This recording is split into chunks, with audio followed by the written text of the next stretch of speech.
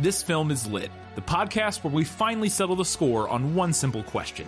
Is the book really better than the movie? I'm Brian, and I have a film degree, so I watch the movie, but don't read the book. And I'm Katie. I have an English degree, so I do things the right way and read the book before we watch the movie. So prepare to be wowed by our expertise and charm as we dissect all of your favorite film adaptations and decide if the silver screen or the written word did it better. So turn it up, settle in, and get ready for spoilers, because this film is lit.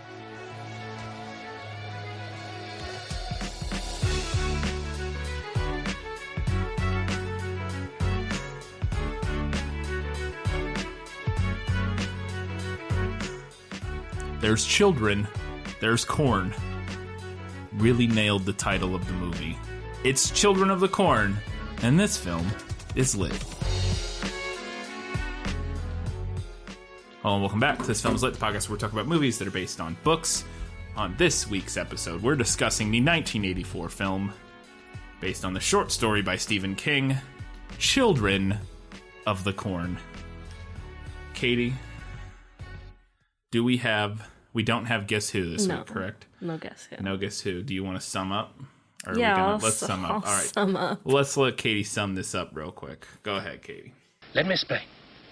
No, there is too much. Let me sum up. Bert and Vicky, a couple whose marriage is on the rocks, are driving cross-country to California.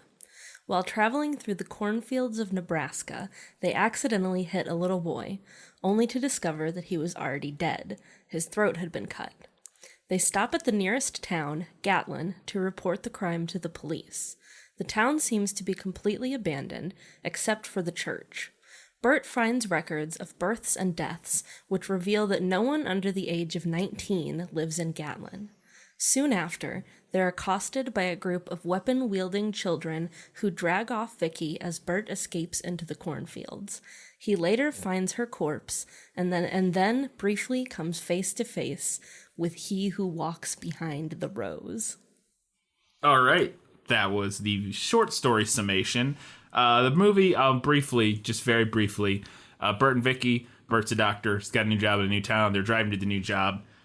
They get sidetracked when they hit a child in the street who is bleeding.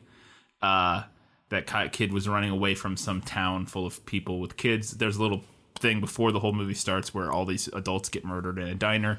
And it turns out the whole town, these kids murdered all the adults in this whole town of Gatlin. So Bert and Vicky show up in this town trying to call somebody because they hit a kid with their car and he's dead. And they need help. And then they start dealing with the odd children of this town, looking around, getting chased around. Linda Hamilton gets crucified on corn. And then they end up ultimately escaping by Bert deconverts the town. And then a bunch of them run away and they burn the cornfields down, destroying the creature monster thing. And they get away with the two kids who we saw from the beginning of the story. And I can't remember their name. And they live happily ever after at the end. Kind of. Yeah, kind of. So, that was Children of the Corn. We're going to we'll discuss our feelings on the film throughout the course of this episode. And they may be slightly different, because I know how Katie felt about it. And I will say I didn't feel entirely different, but little. So let's get into our first main segment, though, and let me ask you, was that in the book? Nicholas Flamel is the only known maker of the Philosopher's Stone. The what? Honestly, don't you two read? All right, so a lot of times with these short stories, a lot of this stuff isn't in the book. Because how many pages was this one? 30? Like 30 pages. Yeah. So, although to be fair, not a lot happens in the movie. That is also true. So that they could be it could, if they had wanted to, been a pretty close adaptation, I think. Now, it probably won't be. You may hear a Roomba in the background occasionally. I forgot that it was running. So if you hear it shouldn't be too loud. You may not hear it at all once I edit this. But in case you do, that's our Roomba. Hopefully it'll spend most of its time not near us. But right now it's coming towards us. I can hear it. It approaches. It's going to start banging into our door trying to get in here. He behind the rose. He who's walks behind the rest or He whatever. who smacks against the doors. He who vacuums behind the doors. So what we call the Roomba. Anyways, so was that in the book? My first question, Katie, is there so that after when everyone gets murdered in the town, the moment this happens, when they kill all of the adults in the movie that we see, there's a little girl who's sick and has a fever at home, and she's one of the main characters. And now I believe this character is added from what I remember from the prequel, saying these two little kids are kind of additions for the movie in terms. There may be parallels to them in the story, but they're kind of additions in terms of named main characters. But as they're murdering everybody, she seems to have, and this happens numerous times, she has some weird sight ability that she can see things happening. She like draws these pictures of what's happening or what's going to happen. Is that an element of the story? No. No. No Future telling little girl. No future telling little girl drawing fever pictures. That was one of our troplets for the creepy kids was creepy kids drawing creepy pictures. Yeah, I actually thought that was kind of effective. I thought that was an interesting, since it is an addition, a little addition. I mean, it's fine. You know, like you said, kids' drawings can be creepy when there's something that's like creepy. It's like, oh, a little kid's style of drawing, but it's like a person crucified. Yeah, that's creepy. It's weird. And it sort of applies to that weird idea, that fear that like one day you'll just see your kid drawing something and be like, it's just like your body dismembered, and you're like, what do I do about this? This is horrifying. All right, but no creepy drawing girl. No. So our main two characters in the movie, the adult characters, are Bert and Vicky. And in the movie, Bert is a doctor who is heading to his new job in I don't know, Seattle, maybe? They mention Seattle, but I don't know if they're actually going to Seattle or if they just keep mentioning it. Is Bert a doctor, and are they traveling to his new job?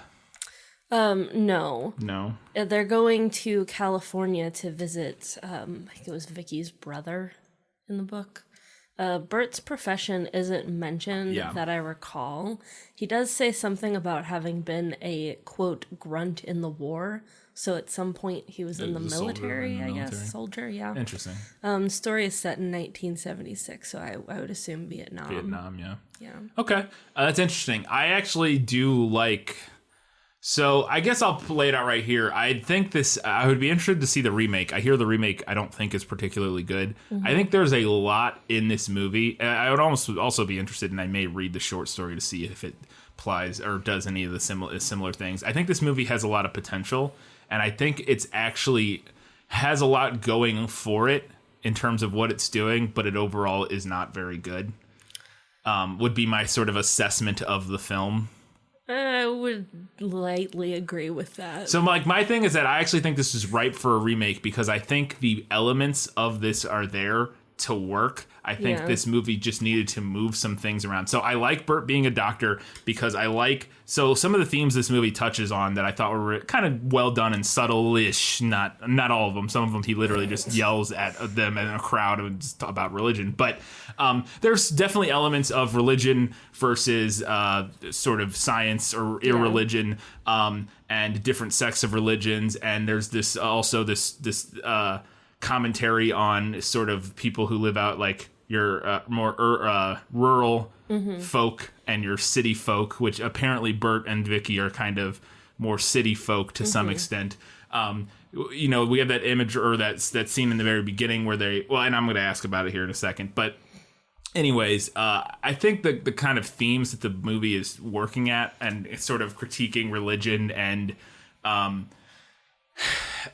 but also critiquing Bert's character because he is a doctor. I think making him a doctor and this learned man of science, it kind of gives him this arrogance that the movie then slaps down a little bit by having him feel like he's just that much smarter. And I don't think the movie does a great job of illustrating this, but I think it's kind of what they were going for, of him kind of feeling like he's just smarter and not worried about any of these people out here in the country initially, and that's kind of why they get into this hijinks to begin with, is because he sort of isn't intimidated by any of these people. Like, he thinks very little of them, and that can just deal with any of these people that they run into. And I think there's some interesting play there, and I think there's some creepy things this movie could do. I just don't think it does a very good job of it. Anyways, we'll talk more about it, but I actually liked a lot of what this movie was trying to do, but just the execution of it does not land.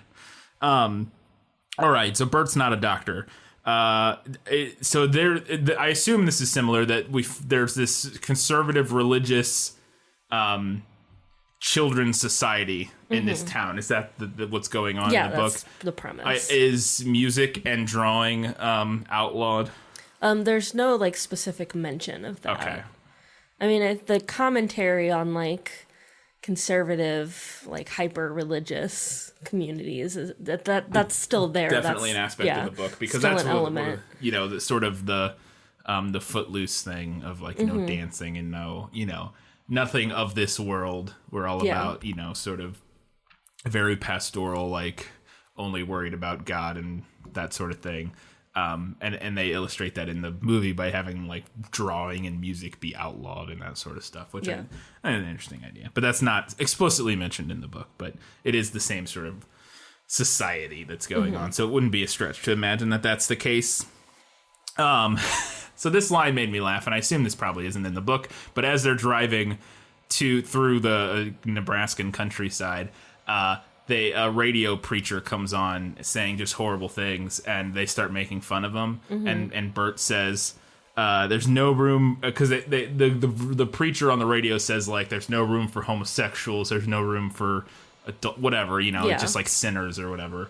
In the preacher's eyes, and they kind of play off it. And Bert says, "Yeah, no room for college graduates and no room for a person who watches public television," kind of making fun of rural America. Is that Sweet Heartland dunk in the book? The radio broadcast is. So hearing the preacher or whatever? But they don't continue on making fun of it like they do in the movie. Yeah. That line made me chuckle. And again, I think this movie does a fairly okay job of setting up, and it's, I can have an issue with the sort of both sidesiness of it a little bit, but it does a fairly good job of sort of not just of critiquing both the super hyper religious regressive society, but also Bert's complete dismissal and complete othering of them initially. He kind of changes and over the course of the movie a little bit, but anyways, I thought it was interesting. Is the town not on the map? Because they're driving and Gatlin isn't on their map. Right. It is on the map in the book, but they say it's just a tiny little dot. Gotcha. And they have like a little debate about whether or not there'll even be a police station there because it's so small on the map. Yeah. So they run over a bloody child in the street. Is that what happens in the book? Yes, that is how the story starts. Is it the same? Do we know? Is it the same sort of idea where it was some kid running away and gets killed? Yeah, and gets his throat slit and then wanders out into the street. Cool. All right. Is there a weird thing with directions? Is this town like a weird liminal space that like sucks you into it no matter where you want to go? They keep trying to drive to the other town that I can't remember the name of, that's further away. Hemmingford, which is like 20 miles away, and they keep going not the direction that the signs keep saying Gatlin this way, and they keep going the other way, but then they keep looping around somehow and ending up back closer to Gatlin. Does that happen in the book? Is that sort of weird, inescapable? No, there's no weird thing with the signs. They just go to Gatlin. Yeah. They they don't meet like the old mechanic guy is not in the book, and I think like there's no Hemmingford. Yeah. They mention another town called Grand Island, but say it's like 70 miles away. Yeah. So Gatlin is literally like the only thing on the map. Gotcha. For quite a while. See, that makes way more sense to me too in terms of now where the movie ends, because they just have to walk somewhere. But that makes way more sense to me if it's the only place and they can't go anywhere else. Now the movie goes around that by tries to play it both ways, because they want something to be close enough that at the end of the movie they can just walk to this other town or whatever. Right. But also they want them to have to go to Gatlin. Because Yeah. if this town's 20 miles away, you would just drive there. Like, you Yeah. would just go to, like, especially because the mechanic mentions don't go to Catlin, basically. Right. So, yeah, you would just drive to this other town. But then they try to drive to this other town, but they're kind of forced to go to Gatlin, which is kind of weird. It kind of makes more sense to me if they just have to go there. Like, Yeah. if it's the only place around, they have no other option. It also feels Yeah, like it helps motivate. It's the only place around, and they don't, like, before they get there, they don't have any reason Any to think trepidation. that it's going to be, Weird. like, weird or dangerous. Yeah. See, that makes a lot of sense, too. I think that all makes way more sense in terms of a setup, because it also helps motivate all of them just, like, walking around trying to find somebody in this town, because in the movie, the whole time we're like, stop wandering into these clearly abandoned buildings. Yeah. Just drive to the next town. Like, I know you tried to once and you failed, but try again, maybe. There's nothing here. There's something wrong here. Just go somewhere else. But if they can't go anywhere else, literally, because Right. it's, like, forever away, they don't have enough gas or whatever, then sure. Okay. So, yeah. Anyways. Dude, this is a weird thing. The kids can, like, teleport in the movie. Basically, it seems like, I mean, they don't see them teleporting, but they just do, like, the horror movie thing of, like, these kids are, like, like, they just show up Yeah. and then it's like all of a sudden they're behind you and then they're in another, and I'm like, wait, so they have some sort of abilities? Is there any sort of implication of that, or do they just seem like normal kids? They just seem to be pretty normal kids, I think. They mostly do in the movie as well. Yeah. I think it's mainly this scene with the mechanic where they kill the mechanic. That's Yeah. like Where it seems like they're kind of everywhere, yeah, and then but like nowhere, and like they like it's very strange the way that scene plays out. I don't think it's particularly well directed as well. Like, because like I think they felt like maybe that was a pickup and they needed a death there, because we never see them on camera together. The Right. mechanic is like walking, looking, and hearing stuff, and then the kids are in separate shots kind of looming out of the shadows, Yeah. but it's never at the same time. Like, we never see one shot with everybody in it, or even him and a kid in it, and I Yeah. wonder if it's like some weird editing pickup thing they did to like add an extra death in the first act of the movie or something. You know what I mean? Yeah. Like, I don't know. it's a little strange and I don't think super effective, but I didn't think adding the mechanic was effective at all. No. So, no, it didn't do a lot for me. All right. The Blue Man, is that a part of their mythos? They have a crucified cop that they call the Blue Man. Bert does come across the remains, the crucified remains of both the cop and the preacher. Oh, which In the book. the preacher's not in the movie, huh? It's just the cop, or at least we never see the preacher. Yeah, that's what I mean, yeah. And then at the end, the kids do refer to them as the Blue Man and the false minister. Yeah. See, the false minister is not particularly mentioned in the movie, I don't think. Okay, so the Blue Man is part of their, like, weird religious cult Yeah. that they've started. He who walks behind the rose. That is what they call their deity. That's what they call their god or whatever. Okay, because that's what they call it in the movie. It's interesting. I wasn't expecting. That's one of the other things I like about this, which makes sense for Stephen King. But the weird sort of feels fleshed out mythos, realistic feeling religion that has spawned amongst these kids. It feels realistic enough to be kind of like. To be effective as a sort of parallel for, you know, any sort of, pick your generic actual existing religion or whatever. Yeah. It feels like a fleshed out, believable enough. It feels like Stephen King took enough time to sort of come up with the history or, you know, the mythos of this.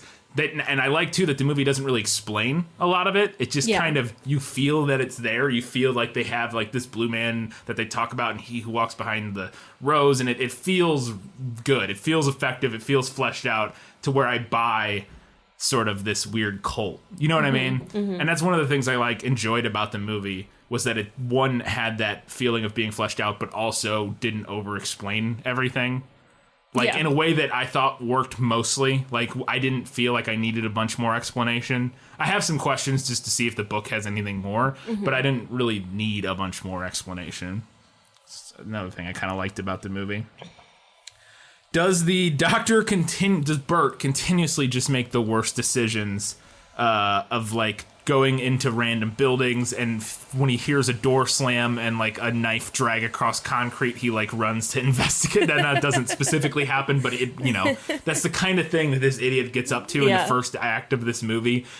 This movie truly has like some of the worst case of no, what are you doing? Stop. Yeah, right. Is that a big element of the book? Did you feel that way reading the book of like, what are you doing? Oh no, because I felt that constantly in the movie. Kind of. It's definitely not to the level that it is in the movie. So obviously the story is a lot shorter too. There's just not as much like running around and continuously like, getting into terrible situations. But it's definitely like a similar dynamic of like Vicky's like we should go and Bert's like let me check every building even though the town is clearly abandoned. So that is pulled from the book then, because that was a thing that dynamic of that I thought again was interesting. I think potentially also kind of an interesting commentary on masculinity and that sort of thing of Bert just like, no, I'm gonna wait, maybe there's somebody over here, let's go, I'm gonna go look around over here and try this phone, this 8th phone over here to see if it works, and Vicky is just like, can we just leave, what are we doing? And it's, you know, it's infuriating to watch, but I think definitely intentionally to some extent, but it is interesting to hear that is from the book, to at least to some extent.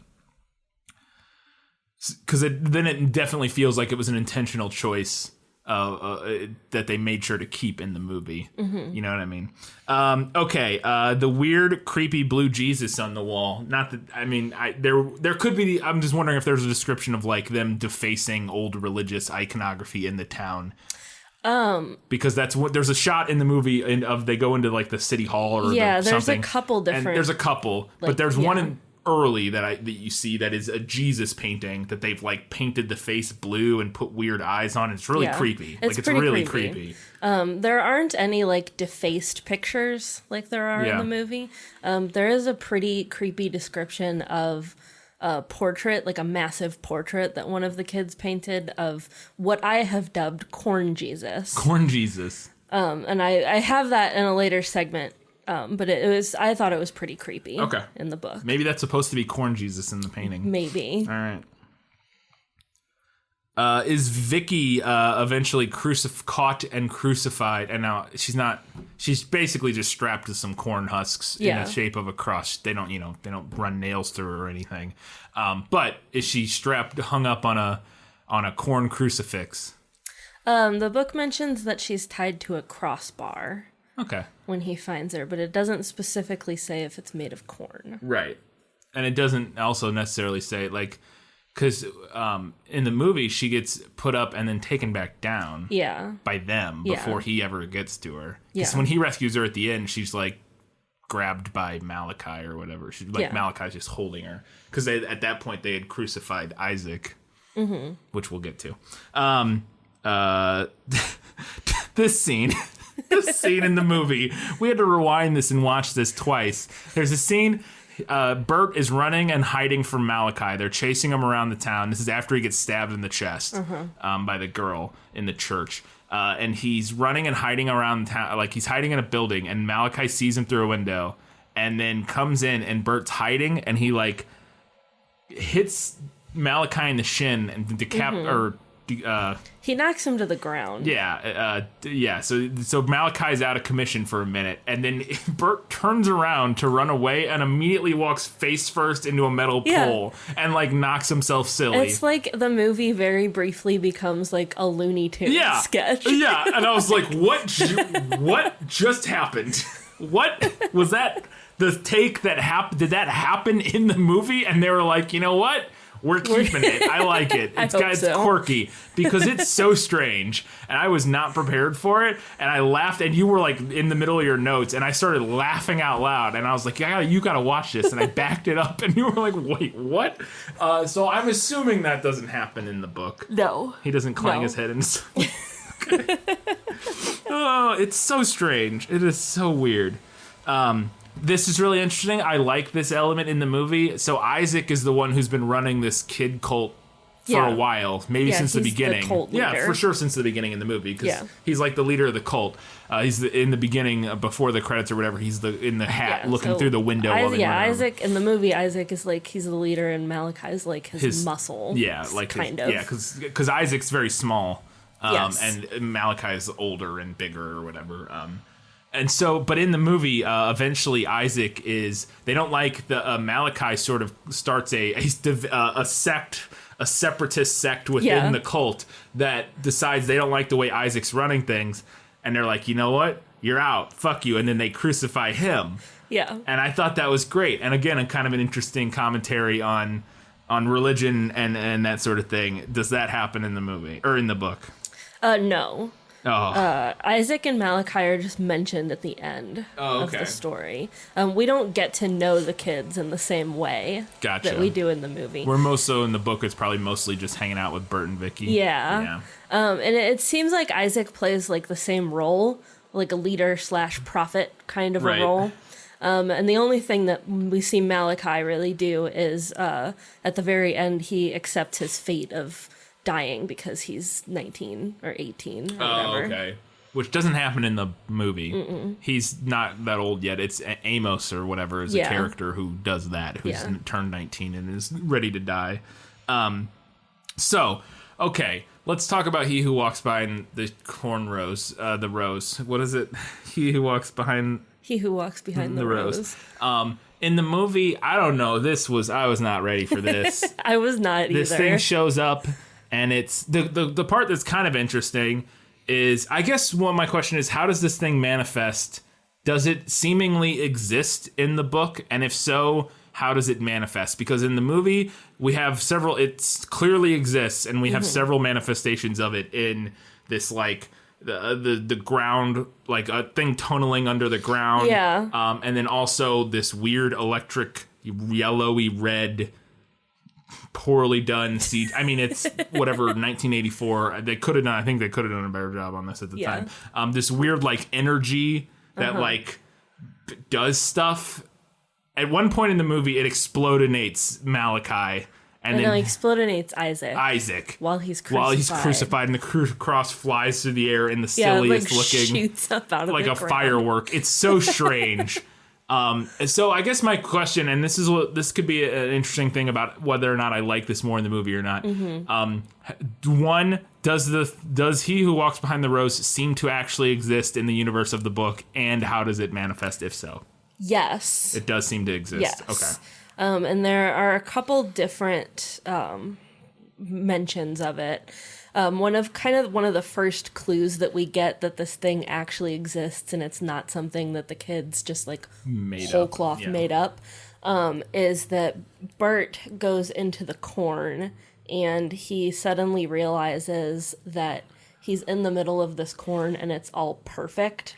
And there are no bugs. Yeah. There's no like mice or vermin. He can't hear a single crow. Yeah. And he's like, this is fucking weird. This is weird, yeah. And then later, right before, spoiler, Bert and Vicky die. Oh, in the that's book. A twist. But right before he dies, he's in the corn, and he sees something huge bulking up in the sky, something green with terrible red eyes. Okay. That's kind of what they're going for. Yeah, I feel like that's what they were going for. Because there's like weird swirly energy in the sky, and at the end when it explodes, there's a face, like, which is kind of a face like. At one point, isn't it like a red beam of light? Yeah, well, there's a red beam of light after they start burning all the corn. There's like a red beam of light, and then it explodes, and then it like in the smoke, there's like a face looking thing. Yeah. It's like the coolest part of this effect. Again, it's not great looking, but of this, what they do here at the end with sort of the energy stuff, it's kind of the most interesting. Okay, so it does clearly exist. You know what? I think you could make an argument that this movie is sci-fi. It seems to me, because I felt a little bit like this watching the movie, that this is supposed to be potentially supposed to be like some alien thing that like crashed in their cornfields. Maybe, you know what I mean? Yeah. And it's like this thing that they then that's causing issues, and they like feed it corn or whatever. You know what I mean? Mm-hmm. They don't feed it corn, but that somehow there's like this weird symbiotic relationship between these kids and this alien thing or whatever. But for some reason it needs no adults around because they'll figure it out and kill. Like, I could see it as a kind of an interesting sci-fi story. Like that, like you could make the argument that it maybe is, because we don't get a lot of explanation of what's actually going on, which I liked. But so it does actually exist, because that's the other thought that I thought would be interesting from a commentary standpoint, is if the thing actually doesn't exist. Like, if there's nothing happening, it's just these kids created this, like, one kid or whatever started this religion, and, you know. But that, I can see that, but that's also been done in stories. Like, that's not particularly new or interesting. So this, I don't hate the way they did it in the story of it actually existing. All right. I only had a couple more here. Does Bert monologue about how religion without love and compassion is a lie? He does not. He does not. Because that scene was a little on the nose. A little on the nose of our main... ham-fisted. A little bit. Of our main character just runs into the circle of the kids and monologues about how regressive their religion is. Yeah. And about how they need love and peace, man. And then a bunch of the kids are like, you're right. Yeah. You're right. We're going to run away now. Like, that guy, Bert needs to become a fucking speaker, like a public speaker. He can really do some good in the world. He just has like 1 5-minute speech and converts an entire town. You know, but yeah, he goes on about religion and how theirs is messed up because they kill people and blah, blah, blah, and that sort of thing. Then you said that's not in the book. No. Not in the book. Okay. That makes sense, because that's a little rough. It's a little rough. A bit. Is the corn sentient? It's implied at one point that the corn may have been, like, quote unquote, leading him to the clearing where he sees the crucified corpses and then is himself caught. Yeah. But it doesn't, like, physically wrap around his legs. So he doesn't get hentai'd by corn. He does not get hentai'd by corn. Okay. Cool. Because he gets hentai'd by corn in the movie, which I was not expecting. And then, so we spoiled this, but in the movie, they live happily ever after and adopt a couple children of the corn and just go live their life. Yep. They're like, okay, let's walk to Hemmingford. The end. The end. Does that happen in the book? Well, no, I know it doesn't. No, so they die. They die. They die, and he who walks behind the rows was well pleased. There you go. The sort of that classic downer, and that classic like that's kind of like what happens in like The Wicker Man, where it's like, yep, doesn't escape the cult murders him, and the harvest was bountiful or whatever. Like, yeah, all right, moving on. All right, so yeah, probably. I wonder why they made that change. I guess maybe back in the 80s that was more of a like, because nowadays it's pretty commonplace for a horror movie to end on just note. Everybody dying. The end. It's not like that's not like a outlandish thing to happen. To the point where sometimes it's almost more subversive to not do that. But at this point, I think maybe it's just more of traditional. Like the studios would think, like, you need somebody our heroes to survive or whatever. So okay, no happy ending in the book. Of course not. That was all I had for Was That in the Book. Let's talk a little bit more about the expanded lore of this universe in Lost in Adaptation. Just show me the way to get out of here, and I'll be on my way. Where is it lost? Yes, and I want to get unlost as soon as possible. And there may not be any more about the expanded lore of this universe, but I just wanted to know, is there any more in the book on the startup of this weird cult? Is there any more on what He Who Walks Behind the Rose is, or any of that? Did we get any more explanation? The movie definitely has more of this. Okay, I figured that might be the case. I mentioned that we don't spend a lot of time with the kids. Right. A lot of the first, maybe even a little bit more than half of the short story is them like wandering around the town and trying to figure out what's going on, and then all of a sudden like an army of kids shows up. Yeah. And then it's pretty much all downhill from there. Yeah. For our protagonists. So in the book, Bert explores the church. Yeah. And he finds records of births and deaths, and he uses the dates to kind of surmise what's going on. Yeah, that kind of happens in the movie a little. There's A like little that scene bit, in the yeah. church where he sees the Yeah. birth and death dates, and it's like, what? Why? Okay. And then at the end, there's a really brief scene with just the children where we learn who Isaac is and that he's the leader, and that they sacrifice themselves to corn Jesus. Previously, when they turn 19, but then at the very end, Isaac is like, actually, I talked to he who walks behind the rose, and he wants us to change that to 18. So, you guys, it's time. Sweet. All right. So yeah, that's kind of what I figured, is that there wouldn't be any more explanation of that. And honestly, like I said, watching the movie, I didn't want or need any more explanation of their sort of weird cult. I think leaving it Yeah, leaving it a little vague, more. but still feeling fleshed out was a great idea. And again, that's why I think the bones of this movie and this story could really work as a good creepy horror movie. This is one of those ones that I have to keep in mind when somebody says, like, what's something that you think deserves a remake? Now, this has one, but I've also heard that it's not very good, I think. So, Right, I think you're right. I think we need a good, like, solid remake of this. Go back and rework everything, kind of. Change some elements to be more similar to the book in terms of, like, there's nothing else around. They have to go to this town. The idea I had that I thought would be interesting in the movie that they could have changed, that would have just helped a little bit with the, like, what is these idiotic characters doing, is if they find the little girl that's in there's the boy and the girl who are like want to escape from the cult or whatever. If they find that little girl very early upon getting to this town, like if it's the only place around, and then when they get there, they immediately find this girl, and she's like the only one they find for a while, and they're like trying to figure out what to do about this, like, 8-year-old girl that they just found. So now they can't just, like, leave. Right. You know what I mean? Yeah. So now they have an added motivation of, like, well, we're here. Not only can we not just leave because there's nothing around, but we also now we need to figure out what to do with this 8-year-old girl. And so they're, like, looking around trying to find some. You know what I mean? Like, that to me helps motivate some of. Yeah, that would make sense. Their actions a little bit more. But anyways, okay. So that was all I had for Lost in Adaptation. We're going to get on to your segments and talk about what was better in the book. You like to read? Oh, yes. I love to read. What do you like to read? Everything. All right, so a couple, like, kind of overarching elements and things.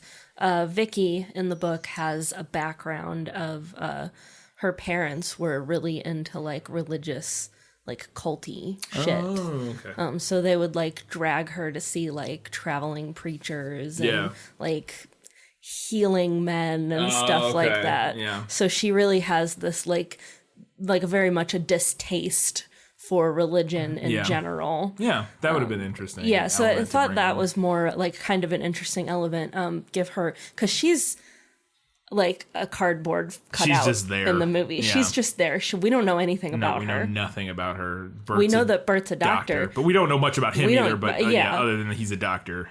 But at least he gets that much. Yeah. We know nothing Vicky about is her. just she with the long shorts. Yeah. That's like her most. Yeah, true. And it's Linda Hamilton. You fleshing her out a little bit and giving her more to work with would be definitely a good call. Yeah. For sure. And the movie's short. You could add a lot to this movie without adding a bunch of time. Like, you could make this an hour and 45-minute movie instead of an hour and 30-minute movie and flesh out some of that stuff and without, like, overloading, without making it like a bulky, like, 2-hour-long movie or anything like that. So, I preferred the way that the book did the Jesus portrait, Corn Jesus. yeah. It was creepy in the movie, or at least like I thought that initial one was where he was painted the later blue. Ones are a The later little ones silly, were kind of silly. where they have, like, magazine eyeballs cut out and taped over the... Yeah. But in the book, he goes into the church, which they didn't do this in the movie. It is the Grace Baptist Church in the book. But when he gets there, he sees that the children have, like, torn those letters down. Oh. And they're just, like, all strewn all over the yard in front of the church. I didn't remember seeing that. I think the sign was still intact. Yeah, the sign was still intact. But he goes in, and back behind the pulpit, they've done this portrait, and it, like, covers the whole wall up behind the church. So it's huge. And I'm just gonna read the description of it. Yeah. The Christ was grinning, vulpine. His eyes were wide and staring. In each of the wide pupils, someone was drowning in a lake of fire. But the oddest thing was that this Christ had green hair which on closer examination revealed itself to be a twining mass of early summer corn. Corn Jesus. Yeah. No, that would be really, because if it's the whole wall, that could be some really creepy imagery in the movie. If you had this giant face on the wall of this church with weird green hair. And now I think that one we see did have green hair. I think it did. Maybe. I think that's maybe like they're a nod to that potentially. And but the thing that gets me is like the idea of it grinning, because whenever you see a portrait of Jesus, it's like very solemn. You know? Yeah. Like, he's never smiling. Like, and to me, like, that, like, spooks me. I don't like that. Yeah. No, for sure. That image of it, of that weird, like, a green-haired Jesus, like, smiling with a big, like, almost like Joker grin. Yeah, really creepy. Yeah. It would have been really creepy. And again, they kind of allude to that in that one shot, which is, it is creepy, but a huge one would be, I would be interested to see if maybe the remake that they did make has that. That would be one of those things that you feel like, they're like, oh, what a missed opportunity. Let's make sure we include that, so. Cool. And then going off of that, I think the movie definitely goes more pagan with the kid's cult. You think? I think they do. I don't think but so. the kid carves a pentagram into his chest. True. To me, it very clearly felt overall very monotheistic, like Christian-y. I mean, there's crucifixes. There's there's one God. It's He who walks behind the shadows. There. And it alludes to a lot of sort of like, you know, what are the people who live Amish type of like imagery, especially Malachi or Isaac with his hat and that sort of stuff, like, and his bad haircut. I see what you're saying. I think because here I'm comparing it to the book. Fair enough. So to me, the movie was a little more pagan, and the book's take was like kind of old world pagan, but it was definitely more mingled with like cruel Old Testament Christianity. Yeah. Like, he who walks behind the rose in the book, I think, is more implied to be some version of Christ. Yeah. Than maybe what the movie does with it. I felt, again, without, because I'm not comparing, that's very much how I read the movie, was as a perversion of Christianity type of thing, as opposed to like a pagan thing. Now, there are elements that they definitely pulled in that were sort of like pagan-y type thing, you know, like you said, the pentagram, like, or whatever. Like the pentagram and the blood, although we could argue that is like Catholic. Right, yeah. So overall, I didn't feel that a lot, but I was kind of looking out for that. And to me, I think it mostly read, again, monotheistic, deistic Christianity type of thing. Yeah, but I think there were just more like little details here and there in the short story. Like, it's mentioned when he goes into the church that they've torn the Bible in half and the New Testament is gone, but they kept the Old Testament. And like, this only comes up briefly in the movie. I think you would maybe blink and miss it, but they all changed their names to like weird Old Testament names, like all the kids did. Well, I mean, in the movie, all the kids have those names. I mean, like Isaac and Malachi and Amos or whatever, or Abel or whatever that kid's name is. So yeah, but you don't know that they change them. You don't see it's on the scroll, like really, really briefly. Right. But in the book, it's more like implicit that they all had kind of like quote unquote normal names, and then they take on like the strangest Old Testament names they could find. Yeah. Because in the movie, you could just assume that those were their names, right? And I thought that was what the movie was doing at the beginning, because that's what like I thought Malachi was already called Malachi. That's definitely what I assumed, because that's how the kid refers to him. Gotcha. But I have thoughts about that whole like first scene. This has always also been going on a lot longer in the book. It's been 3 years in the movie. It's been 3 years in the movie. It's been 12 in the book.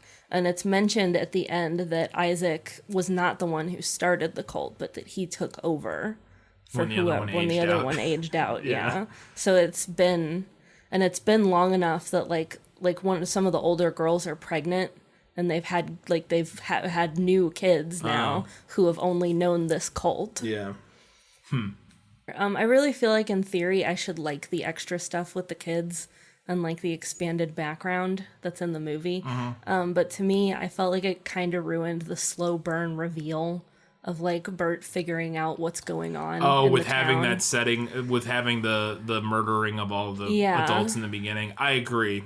I think this would be a much more effective creepy movie without that. Yes. If we just build up to figuring out with Bert and Vicky what's going on here. And then like the kid's voiceover in that first scene, like to me it was like so tonally dissonant from like what was happening. I'm wondering, to me that also felt like maybe that was a second go round.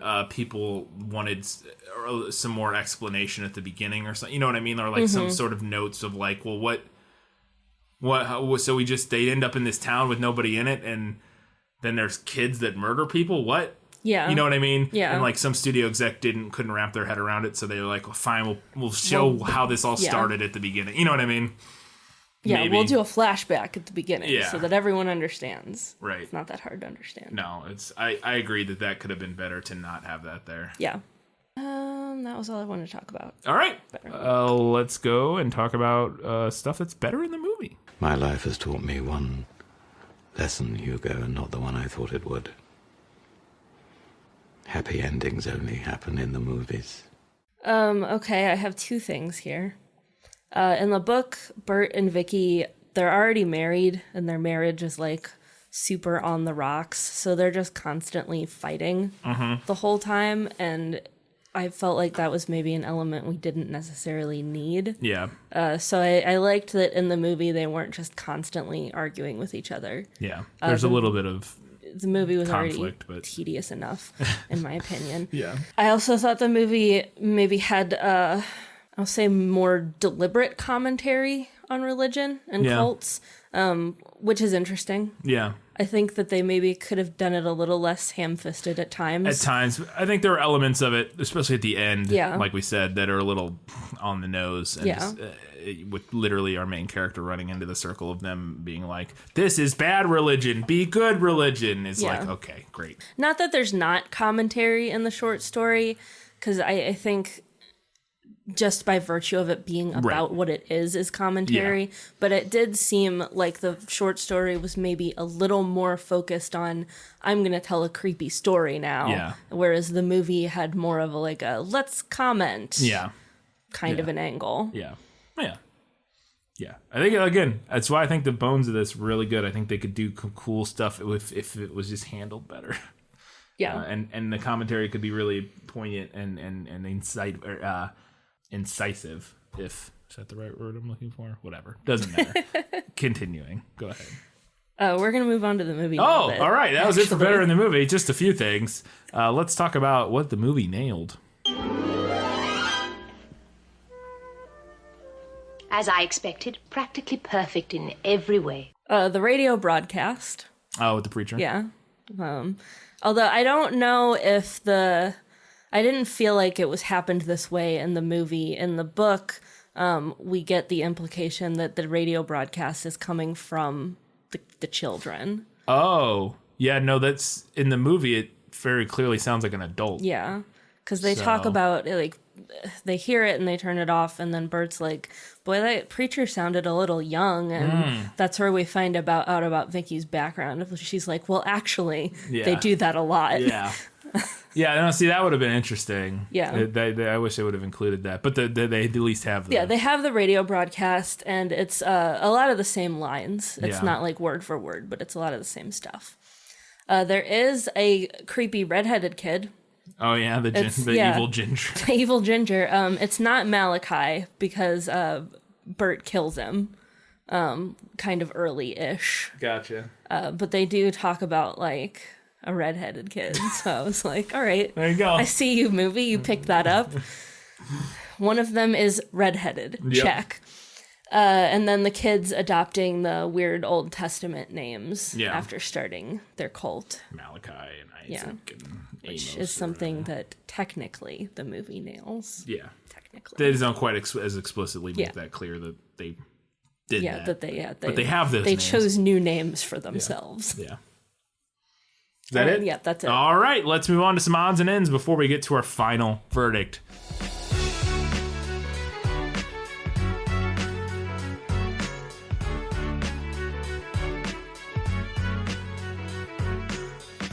I had a few things I want to talk about.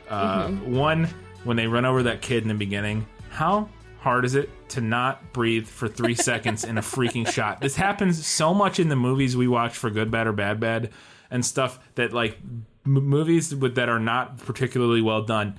So many times we'll have a dead body and that body you'll have a shot for 3 seconds and that body will be breathing.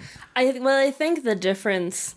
I think you hit the nail kind of on the head. It's like a good movie versus a not particularly good movie. Right. Because if it's a good movie, then everybody cares about the production and there's value. 4 redundant people making sure there's a script supervisor and the director's. So, like, I'm sure it happens in good movies. Like, if you look at the footage, you can see there are pictures, or there are frames where that person is breathing, but they don't include them, or they reshoot. They're like, okay, we have to do it again. Hold your fucking breath. Yeah. It's like, especially when there's such a short shot. Like, I get it, occasionally, like, occasionally you might see it in a scene in Game of Thrones where, like, somebody's body is laying there for, like, an entire 10-minute scene in the, like when they're standing around talking around, like, Tywin's corpse or whatever, like laying in state or whatever, and like, okay, maybe one shot sneaks in there where they're breathing a little bit, okay, but like because you had a million shots, whatever, and in those they may be dummies, I don't even know, like, I assume it's them, it would just be easier, I would think, but in these movies there's one shot of a dead body close up and the breathing for 3, it's like, okay, great, it just drives me crazy. At least I feel like I'm more willing to forgive it when it's a kid, though. Fair enough. It's a little kid. Fair enough. Yeah, that's fair. It's still infuriating. No, I get it. Can we talk about the dragon portrait? Yeah, I have a note about that. What was that? That whole part, it makes no sense. So Bert literally is going through City Hall. He leaves Linda Hamilton like an idiot and just says, here, stay with this little girl. I'm gonna go look through City Hall and see if I can find a phone or somebody or whatever. So he goes there and then he finds a painting of a dragon breathing fire on like a princess, is what it looks like. And he's looking at this, and in this moment he realizes, oh no, he's like, wait, this place isn't safe, Vicky's in danger. And we hear edited in the sound of Vicky saying help, or I don't even know. I don't remember exactly what. And then he sprints away to go save her. And it's like this weird... It's literally just felt like the screenwriter was like, we need him to leave so that she can get taken, but then we need him to come back to try to find her. And I don't want to figure out a way to make that happen in any way that makes sense. So I'm just going to write, he leaves her, and then 5 minutes later write, he realizes he shouldn't have left her and comes back. And that's what we're going to do. It's so weird. It's so weird. And I think I even would have liked it more if they hadn't put the dragon picture in there. Because it makes it seem like that's the thing that triggers his reaction. But like, out of everything that he's seeing, that would not be the thing. That's what I mean. It's the least... It's the least concerning thing. He walks past a terrifying, defaced blue alien Jesus on the wall. Yeah. And it's like, look at this kid's painting of a fairy tale dragon breathing fire on a princess. Clearly something's gone awry in this town. What? You walk through, there's corn everywhere. All of the phone lines have been cut. All of the phone lines are cut. There's just corn husks everywhere for some reason, and some random kid. I did not get that at all. Yeah. And it was the weirdest choice in that, because it just felt like, what is this? Is there something deleted that this is supposed to, like, it makes no sense. It makes no sense. Man. It makes no sense. This movie, like I said earlier, is also truly an indictment of idiotic men refusing to listen to their rational female counterparts.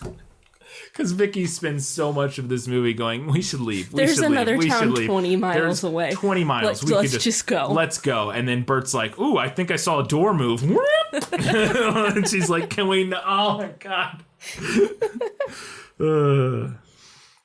This movie was just bored the absolute I know, spit yeah, out of you said me. that. And it didn't I for thought me. it was so boring and so tedious. Like, I have several notes in here throughout. This is super fucking tedious. Oh my god, this movie is so boring. What the fuck are they possibly going to do for another 40 minutes? At one point, Bert says, things aren't happening fast enough. And I just wrote, I wholeheartedly agree. Yeah. Oh my god, I was so bored watching this. It's funny. I wasn't riveted, but I was interested enough that I didn't find it boring because I wanted to know more, and it drew me in enough, and I was interested enough to know. I wanted to know what was going on and what was going to happen, but it wasn't particularly thrilling. Like, I could see somebody watching it and being bored. That totally makes sense to me. I wasn't super bored, but it doesn't surprise me that you were, or that anybody would be. I thought it was boring, and they killed a dog, so I didn't like that. Yeah, they do. It's off camera at least. Yeah, but the dog dies. Yeah, the mechanic's dog. This movie also had, in my opinion, the audacity to try to reference The Shining. Oh yeah, they do. Yeah, that was wild. She slams the door shut, and then they chop an axe through the door right by her face. I was like, oh, interesting choice. Yeah. I don't know about that. I feel like when you're making a horror movie, really anything, I feel like you shouldn't have that kind of reference in there because you've just now invited the comparison. Yeah. Don't reference masterpieces. Don't reference a masterpiece. Don't bring that down on yourself. The genre. Yeah, it's not a great idea generally. But yeah, I thought the same thing. I was like, oh, The Shining. Oh, that's a better movie. That's a much better movie. Which we will do eventually because it is. Yeah, it is a book. It's just a long book. Yeah. Another thing I have a note about. So they kill the. My only other note's about the end of the movie. So okay, I just wanted to. They kill the mechanic. Yeah. Right. Malachi kills the mechanic, and then Isaac's mad at him about it because he's like, "We needed his fuel or whatever," which I don't know that they could still get the fuel. I don't know. Whatever. Yeah. Maybe they need him to order it. I don't know. Yeah. And then Malachi says something like, "But we can make our own now," and I'm like, do you expect me to believe that these kids figured out how to make, like, corn-based ethanol? Yeah, apparently so, because I think that's what... Does this movie expect me to swallow that, though? I think it does, because I think that's partially what's going on with all the, like, the at the end when they burn everything down. I think that machinery that they use to pump alcohol or ethanol or whatever out into the field is because these kids have somehow created... a distilling process to, or maybe not distilling might not be the right word, but whatever, to create, like corn-based ethanol to fuel. They're the true green hybrid. They're powering all their hybrid vehicles. Oh my god. Corn-based ethanol. Yeah, it was interesting. Interesting choice. Because, they seem to be not capable of that. I wouldn't think so. They're all just kind of seem like dumb kids who want to be like in a cult for some reason. It's very strange, because you would think if kids started a cult it would be like the most fun cult ever, right? Like they'd be like, we're just gonna play all the time, right? No, it's the opposite. No playing. Right. No playing, no games, no music. Die when you're 18, I guess. Did you have any other notes before we talk about the end? No, let's talk about the end. So the end of this movie is nutty bonkers. The end of this movie is, so they burn the cornfield down, destroy the monster. Woohoo! Great, grats. And a lot of the kids like run off. And most of them run away. Isaac seems to like become possessed by he who walks behind the rose and then kind of disappears. I don't remember. I would assume like burns up. Yeah.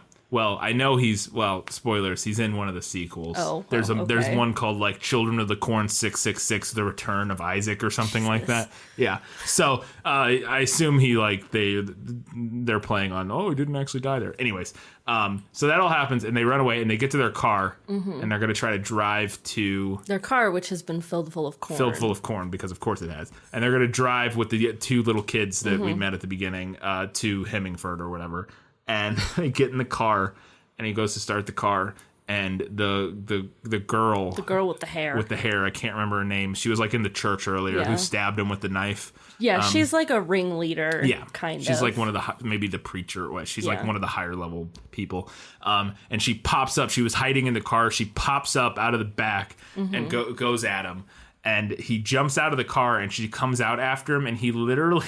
just slams the door in her face and knocks her unconscious with the car door, which is already hilarious. He just bonks her with a car door and she falls out unconscious into the front seat. And then literally they just shut the door and go, well, I guess we'll just leave her here and we'll just walk.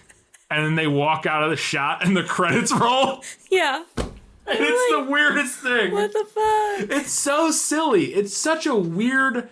Because that's a common thing in a horror movie is you get your extra little stinger of, you thought you were safe, but you're not. There's one more monster or whatever.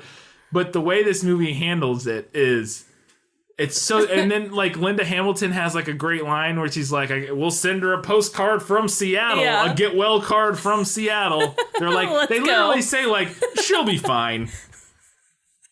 Yeah, we'll be fine. She'll be fine. We'll just leave her here and we'll just walk the 19 miles to Hemingford or whatever. It's so weird and like oddly comical, but not really.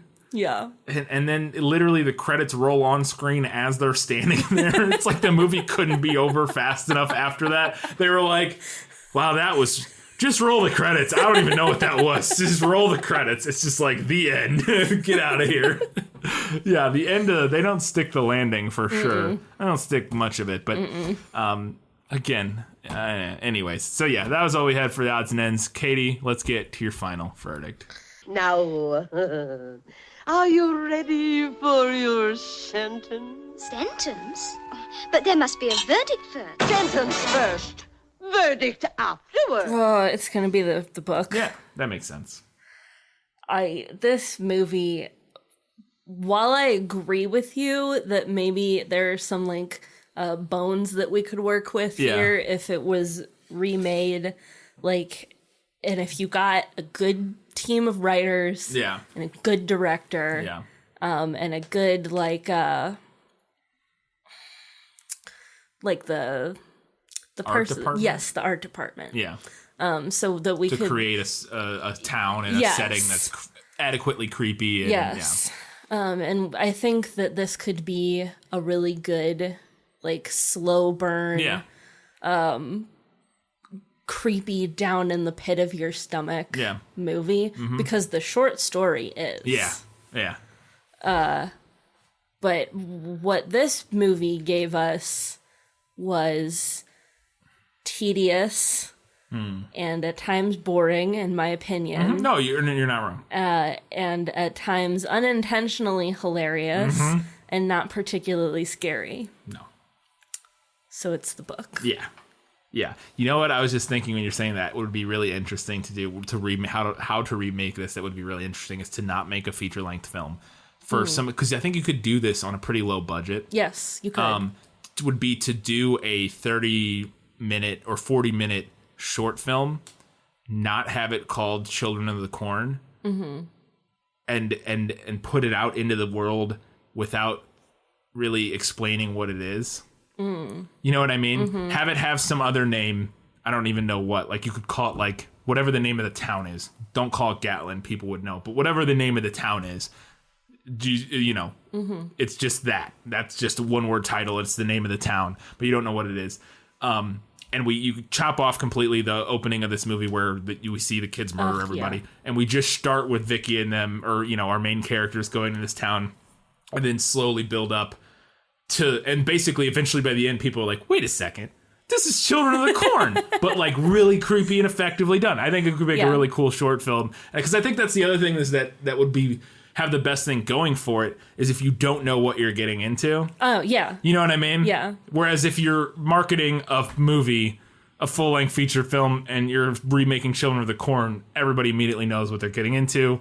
Mm-hmm. You know, you're not surprising anybody. But a short film that didn't necessarily need the marketing could be interesting. So if you're a filmmaker out there, student filmmaker, anything like that, and you're looking for a project, make a short film, Children of the Corn. Don't tell anybody what it is, and then just put it out into the world. Again, pretty easy to shoot budget-wise, I think. Yeah. You could do some interesting stuff that I think wouldn't be super hard. Now you have to find kids to work with, which is a nightmare. But you definitely don't have to have like great actors. Yeah. I think the kids don't have to be particularly great actors. No. Mostly they're just standing around. Right. If you do it like it is in the story, mostly what they do is chase you with like farm weapons. Yeah. So you could probably find high school kids that would. You know, like 13, 14-year-olds would be down to, run around.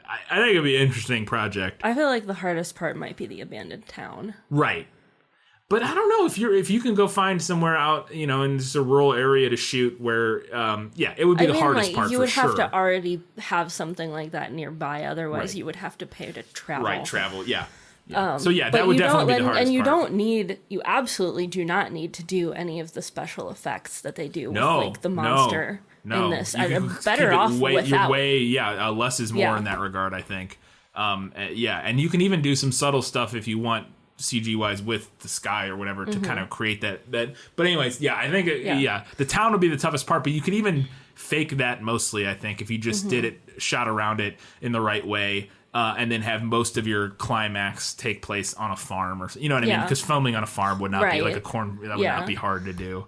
I was thinking, and like take a page from like the first half of Signs, where it's just a lot of like creepy nighttime shots of like corn rustling, right? Yeah, and like did something just move in the corn? Right. Oh god, the scariest thing that ever happened in any movie ever is that the shot from Signs. Well, it's actually the camera shot from Signs, the phone alleyway? video. Stop. The scariest thing that's ever happened in any movie ever is that scene where Joaquin Phoenix is sitting in the closet staring at a little television, and they're showing the security footage on the phone or whatever, and then the thing just walks past the I don't think I've ever had my heart jump so far out of my throat as in watching that scene. Anyways, we're way off track here.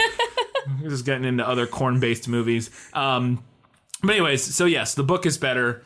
Rate and review us on iTunes, Stitcher, anywhere. I don't know if we're even on Stitcher technically anymore. We might be, but it might not be updating. I don't know. But iTunes, anywhere you download us, do us a favor, rate and review us on any of those platforms where you listen to us. You can also follow us on social media, Facebook, Instagram, all those good things. Katie, what's up next?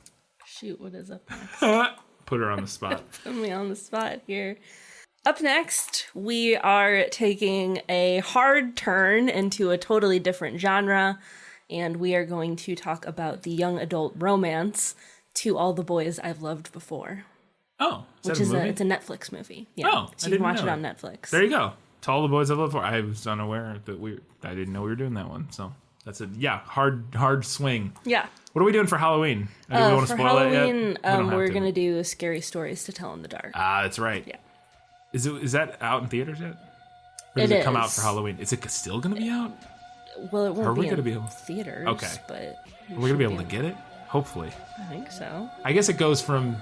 I'm just hoping there's sometimes there's a lag between when something leaves the theaters and when it's available to purchase. You know what I mean? Okay, well, we'll see. We'll have to double check. If we can't get it in 2 months... I think, they'll have it out for Halloween for sure. Yeah, for sure. Okay, never mind. We'll think of something else. Nah, that'll work. It'll be out for Halloween. There's no way they wouldn't have that out for Halloween. Okay, so Scary Stories to Tell in the Dark. Look forward to that one for Halloween, which I heard the movie was pretty good. Mm-hmm. So, cool. That's going to do it for this episode. Until next time, guys, gals, non-binary, and everybody else. Keep reading books. Keep watching movies. And keep being awesome.